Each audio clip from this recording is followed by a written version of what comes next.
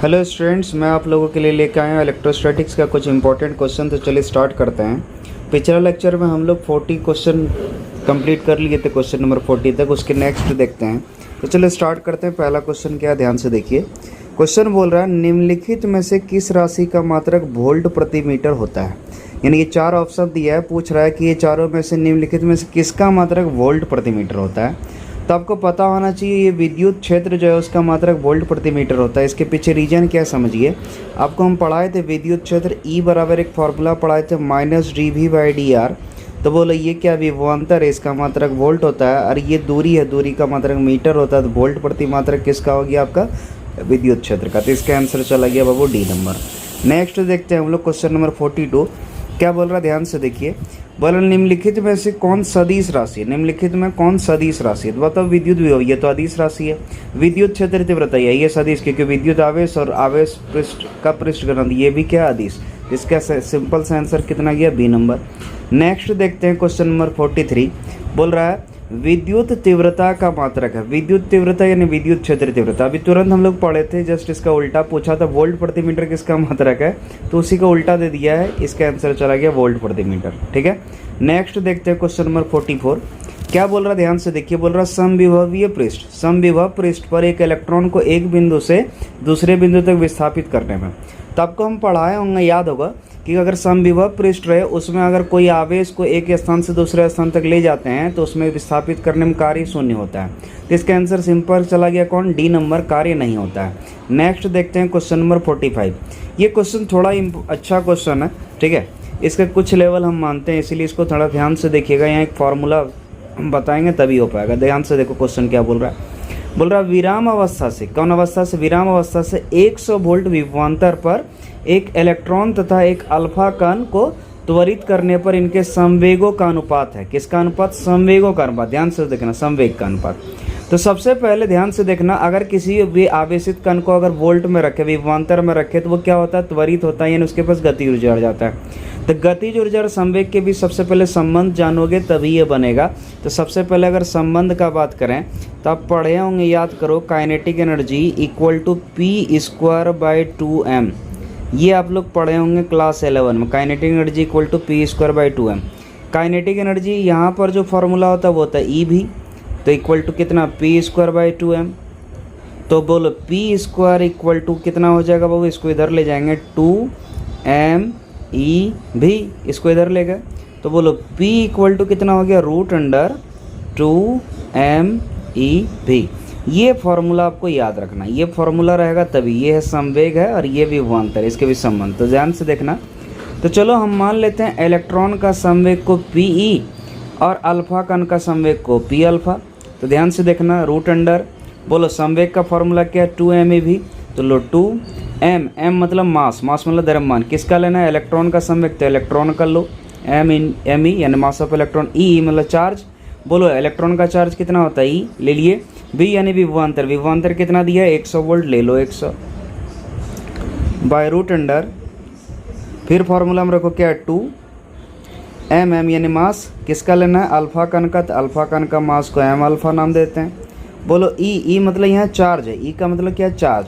चूँकि अल्फा कण आप जानते हैं, अल्फा कण में 2 प्रोटॉन के बराबर चार्ज होता है, तो इसीलिए लेंगे 2e। कितना लेंगे, 2e इंटू v यानी विभवांतर। इसको भी कितना रखा, 100 वोल्ट ही रखा, तो रखे 100।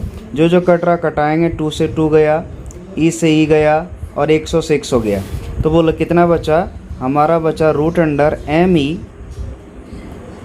Bye 2m alpha. तो देखिए ये ऑप्शन कहीं पर है, √me बाई 2m अल्फा। ध्यान से देखिए डी नंबर ये गया, तो इसका आंसर चला गया डी नंबर। नेक्स्ट देखते हैं क्वेश्चन नंबर 46 क्या बोल रहा है, ध्यान से देखिए। बोल रहा है m द्रव्यमान, कितना, m द्रव्यमान और e आवेश का एक इलेक्ट्रॉन विराम अवस्था से, कौन अवस्था से, विराम अवस्था से v विभवांतर पर त्वरित होता है। कितना विभवांतर, v विभवांतर पर त्वरित होता है। इलेक्ट्रॉन का अंतिम वेग होगा, अंतिम वेग पूछ रहा है, ध्यान से समझो। एक फार्मूला आप लोग क्लास 11 से पढ़ते आ रहे हैं, गतिज ऊर्जा बराबर ½ mv²। गतिज ऊर्जा बराबर ½ mv²। तो बोलो गतिज ऊर्जा बराबर, अभी हम तुरंत पढ़ाए, क्या लिख सकते हैं, ई भी इक्वल टू कितना, 1/2 ½ mv²। ठीक है, ½ mv²। और हाँ ध्यान दीजिएगा ये विभवांतर है और ये वेग है, इसीलिए कंफ्यूज नहीं होना है, ठीक है। तो समझो यहाँ हमको वेग पूछ रहा है तो इसको इधर ले जाओ, बोलो 2e/m इक्वल टू कितना हुआ v स्क्वायर। तो हमको v चाहिए, अंतिम वेग चाहिए, तो v बराबर इसको स्क्वायर उधर रूट हो जाएगा तो हो जाएगा 2ev/m। क्लियर है। तो ये ऑप्शन कहीं पर है, दिख रहा है √2ev/m, तो ए नंबर में यही जाएगा। नेक्स्ट देखते हैं 47 क्वेश्चन। क्या बोल रहा है, ध्यान से देख रहा। प्रभावी धारिता, कौन धारिता, प्रभावी धारिता कितना माइक्रोन फराड है, 5 माइक्रोन फराड को प्राप्त करने के लिए सिर्फ 2 माइक्रोन फराड के कम से कम कितने संधारित्र की आवश्यकता होगी। यानी समझो, मतलब जितना भी संधारित्र लेना है वो हर एक संधारित्र कितना होना चाहिए, 2 माइक्रोन फराड का, और प्राप्त कितना करना, 5 माइक्रोन फराड। तो इसके लिए चाहिए कितना, कम से कम चाहिए, ज़्यादा से ज़्यादा नहीं पूछ रहा, कम से कम कितना, कम से कम उपयोग करके 2 माइक्रोन फराड वाला संधारित्र का कितना कम से कम यूज करेंगे कि वो 5 माइक्रोन फराड प्राप्त होगा। चलो देखते हैं। तो इमेजिन करो एक संधारित्र लिए, ये है 2 माइक्रोन फराड, कितना है 2। एक और संधारित्र ले लिए 2 माइक्रोन फराड, ये बोलो 2 और 2 पैरेलल में 4 हो गया, ठीक है। हमको चाहिए 5, तो 5 करने के लिए अगर 2 जोड़ देंगे पैरेलल में, एक तो ये हो जाएगा 6, ऐसा कर नहीं सकते तो फिर एक और सीरीज में जोड़ दो। ध्यान से देखो 2 माइक्रोन फराड 2 माइक्रोन फराड, इस दोनों को अगर सॉल्व करोगे तो ये आ जाएगा 1 माइक्रोन फराड, क्योंकि सीरीज में जब सॉल्व करोगे 1 आएगा। तो बोलो 2 + 2 + 1 इक्वल टू कितना हो गया, 4 + 5, तो 5 माइक्रोन फराड इसका आ जाएगा। तो इसके लिए कितना हमको जरूरी पड़ा, 1 2 3 4, टोटल 4, कम से कम 4 चाहिए, ठीक है। नेक्स्ट देखते हैं क्वेश्चन नंबर 48। क्वेश्चन नंबर 48 क्या बोल रहा है, ध्यान से देखिए। बोल रहा है ए तथा बी बिंदुओं के बीच समतुल्य धारिता है। ध्यान समझना, ए तथा बी बिंदुओं के बीच समतुल्य धारिता है, यानी ये जो बिंदु ए है और ये जो बिंदु बी है इसके बीच समतुल्य धारिता निकालना है, ठीक है। ध्यान से देखना कितना आसान है। ध्यान से देखो, ये 4 माइक्रोन फराड, ये 4 माइक्रोन फराड, ये सीरीज में है, तो 4 4 मिला के हो गया 2 माइक्रोन फराड। सीरीज में सॉल्व करना 2 आएगा, और ये 2, ये दोनों मिला के 2 हो गया, और ये 2 क्या हो गया समांतर में, तो समांतर में 2 2 कितना हो गया 4, तो ये 2 और ये 2, ये 4। फिर देखो 4 4 4 तीनों श्रेणी में है, तो सिंपल सा इसका आंसर आ गया 4 बटे श्रेणी में कितना है 3, तो आंसर आ गया 4/3 माइक्रोन फराड। क्लियर है। तो इसका आंसर क्या है, बी नंबर। नेक्स्ट देखते हैं 49। क्या बोल रहा है, ध्यान से देखिए। बोल रहा है ए तथा बी के बीच समतुल्य धारिता होगी। किसके किसके बीच, ए और बी के बीच समतुल्य धारिता।